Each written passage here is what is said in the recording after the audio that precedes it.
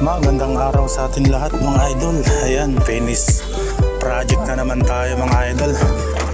Ayan, ito yung gutter natin mga idol at na-align na natin siya. Ito mga idol, yung tawag namin dito ay stiffener mga idol. Ang purpose naman nito ay para ma-align yung ating moldura. Itong moldura natin para makuha yung kadiretsuhan niya. At itong isa naman na madalas naming tinatawag na batak or pavitbit, ito naman yung nag-a-align ng ating flooring mga idol. Yung flooring ng gutter, yan yung nag-a-align.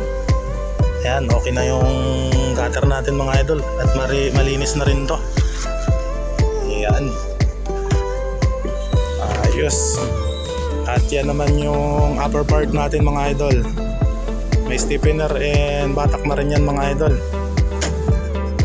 Ayan, maraming salamat mga idol. Ito, hanggang dito lang muna yung ating video mga idol.